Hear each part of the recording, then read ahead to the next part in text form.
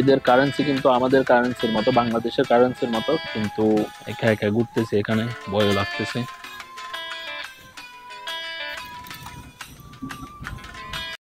আসসালামু আলাইকুম guys, welcome back to another video. কেমন আছেন সবাই? আশা করি ভালো আছেন। আগের ভিডিওতে আপনারা দেখেছিলেন আমি কিভাবে দুবাই থেকে কিরগিজস্তানে এসেছিলাম। আজকে হচ্ছে ওই সিরিজের সেকেন্ড ব্লগ। সবাই ভিডিওটা সম্পূর্ণ দেখবেন এবং লাইক কমেন্ট করে পাশে থাকবেন। সো গাইস, আমাদের প্রথম যে এক্সপ্লোরের প্রথম ডেস্টিনেশন সেটার নাম হচ্ছে আলাতু স্কোয়ার, এবং এটার সামনে কিন্তু আবার একটা মিউজিয়াম আছে। দেখেন প্লেসটা কিরকম।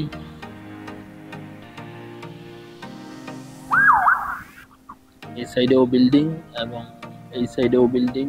এটা একটা নাইস প্লেস। আই থিঙ্ক রাতে এখানে লাইট টাইট জ্বলে আর কি। এবং সামনে যেটা হোয়াইট দেখতে পারতেছেন এটা হচ্ছে মিউজিয়াম, এবং এখানের রুট গার্ড কিন্তু অনেক ক্লিন। এবং কিছুক্ষণ আগে আমি এখানে দেখতেছিলাম মানুষজন কাজ করতেছে, ক্লিনের কাজ করতেছে, মানে পরিষ্কার করতেছিল আর কি এই প্লেসটা।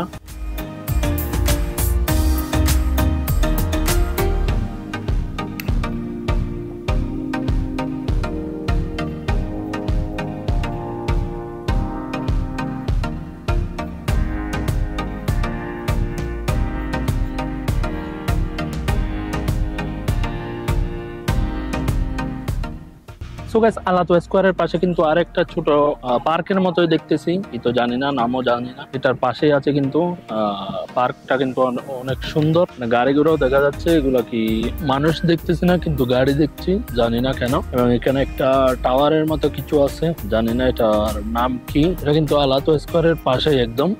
পার্কটা কিন্তু অসাধারণ, ভিউ গুলা দেখেন। প্রত্যেকটা জায়গায় কিন্তু ক্লিন। এদের কারেন্সি কিন্তু আমাদের কারেন্সির মতো, বাংলাদেশের কারেন্সির মতো, কিন্তু এদের চলাফেরা এবং স্টাইল, রুট টুটও কিন্তু সেই, যেখানে উল্টাপাল্টা গাড়ি চালানোর কোনো সিস্টেম নাই। জায়গায় জায়গায় কিন্তু পুলিশ আছে। অনেক সুন্দর একটা জায়গা, অবশ্যই আপনারা ভিজিট করবেন।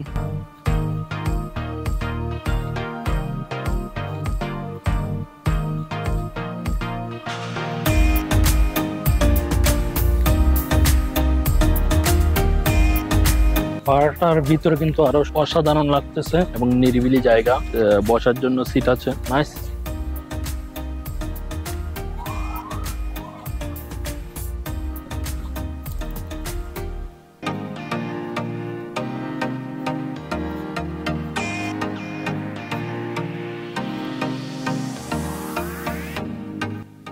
সো গাইস, এর সামনে আস্তে আস্তে আরেকটা পার্ক দেখলাম। এটার নাম দেখতেছি গুগলে, পানফিলুপ পার্ক। এই দেখেন পার্কটাতে কিন্তু অনেক বাচ্চাদের আর কি খেলনা, আর কি খেলনা বলতে যেগুলো দোলনা, তারপরে বিভিন্ন রকমের বাচ্চাদের গেমস, ওগুলো আর কি বলতে পারেন কিডস পার্ক বা বাচ্চাদের পার্ক। সো গাইস, আমি কিন্তু সকালে এসেই এক্সপ্লোর করা শুরু করে দিছি। আমার ফ্লাইট ল্যান্ড করছিল সকালে, এবং সাথে সাথে আমাকে এক্সপ্লোর করতে হচ্ছে, কারণ আমি বেশি দিন থাকতেও পারবো না। অ্যান্ড নেক্সট সেটা হচ্ছে আমার হোটেল যেটা আছে ওইটা আমার চেকিং করতে পারবো আমি 1টার পরে দুপুর। এর আগে আমি ওখানে চেকিং করতে পারবো না। দ্যাটস ওয়াই আমি এক্সপ্লোর করা শুরু করে দিছি। আর বেশি দিন থাকবো না, 2-1 দিনের ভিতর যতটুকু পারি এক্সপ্লোর করবো, এটাই আশা আর কি।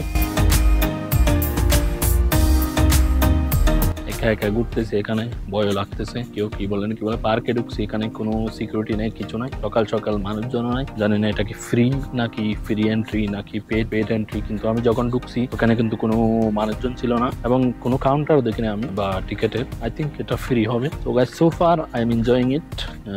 সুন্দর সব জায়গা এবং ক্লিন। দেখেন এই রোডটা কিন্তু, এখানে গাছও আছে, তারপরেও কিন্তু ক্লিন করে রাখছে এরা।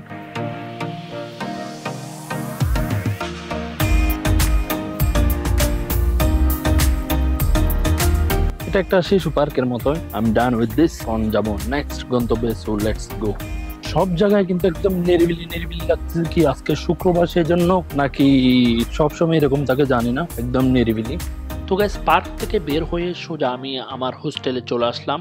এটা হচ্ছে আমার হোস্টেল, যেখানে আমি আজকে রাত এবং দুই রাত থাকবো এখানে। প্রতি রাতের জন্য আমাকে এখানে $6 করে পে করতে হবে।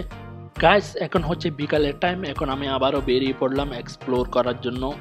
সো গাইস, আমি একটা সুপার মার্কেটে আসছি, এখানে পানি খুঁজে পাচ্ছি না। কিছুক্ষণ আগে আমি একটা পানি নিয়েছিলাম দুপুরে ভাত খাওয়ার পরে। পানিটা কিন্তু নর্মাল পানি না, ইলেকট্রোলাইট পানি ছিল, খাইতে পারিনি। আবার পানি দেখতেছি, দেখি পাই কিনা। পানি তো দেখা যাচ্ছে এখানে, এখন জানি না কোনটা কিরকম পানি।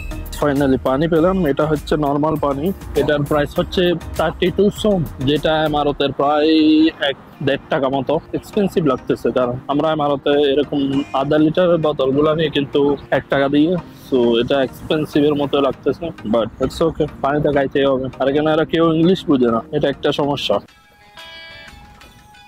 সো গাইস, আমরা আমাদের নেক্সট গন্তব্য বিশকেক সেন্ট্রাল মস্কে আসছি। এখানে আমার জুমা পড়ার ইচ্ছা ছিল, বা টাইমিং জানি না, এই জন্য আসি না। আর লেট হয়ে গেলে, আমি ঘুম থেকে উঠতে উঠতে প্রায় 12:30 বেজে গেছিল। তো এরপর আমার হোটেলের পাশে একটা মসজিদ ছিল, ওখানে চলে গেছিলাম, কিন্তু নামাজ হইতে হইতে কিন্তু 1:30টার উপরে হয়ে গেছিল। সো এটাতে নামাজ পড়ার ইচ্ছা ছিল, কিন্তু পারি নাই। তো এখন যাবো, দেখবো, পারলে আসরের নামাজটা এখানে পড়বো। এখন যাবো, দেখবো, অ্যান্ড আসরের নামাজটা দেখি এখানে পড়তে পারি কিনা। দেখেন গাইস, কত বড় মসজিদ।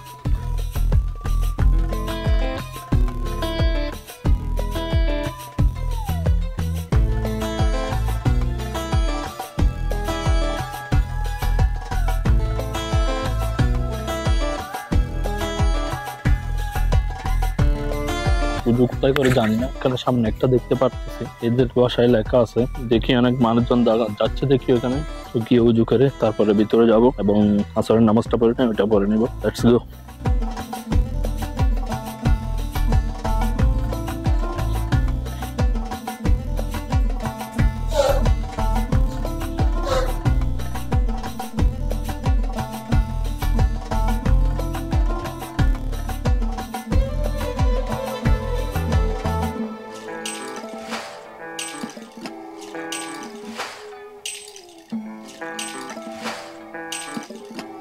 মসজিদটার সামনে কিন্তু একটা পার্কও আছে, পার্কিং ও বলেন, সাথে গাছগাছালি আছে ও ফুলের ইয়াটি আছে, পার্কের মতো সবাই বসতে টসতে পারবে আর কি।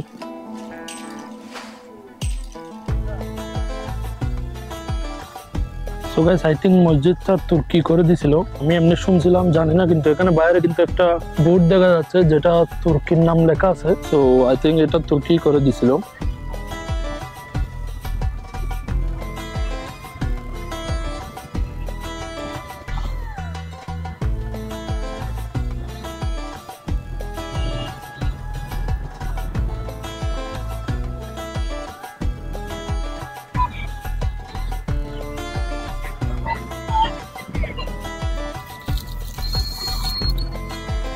সো গাইস, একটা শাওয়ারমা অর্ডার করছিলাম, দেখেন এটা কত বড়, এটা 200 সম নিছে, আর এখানে 200 টাকা আর কি। সো ইমারতের অলমোস্ট 10 টাকা 10 দিরহাম, কিন্তু অনেক বড়, জানি না খাইতে পারবো কিনা। Let's try.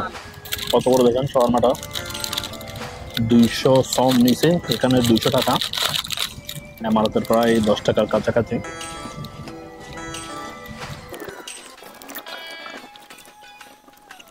সো গাইস, আজকের ভিডিওটা এই পর্যন্ত। আশা করি আপনাদের ভালো লেগেছে, আর ভালো লাগলে অবশ্যই লাইক কমেন্ট করবেন, কমেন্ট করে জানাবেন কেমন লাগছে। এবং নেক্সট ব্লগটা আশা করি আমি হয়তো কালকেই আমার চেক আউট হোটেল থেকে, সো কালকে চেক আউট করে আমি কিন্তু যাব হচ্ছে উশ বলে একটা সিটি আছে এখানে কিরগিজস্তানে, ওইখানে যাবো। ওইখান থেকে কিন্তু আবার উজবেকিস্তানে এন্ট্রি করব বাই ল্যান্ড। দেখা হবে নেক্সট ভিডিওতে, ততক্ষণ পর্যন্ত ভালো থাকবেন, সুস্থ থাকবেন। আসসালামু আলাইকুম।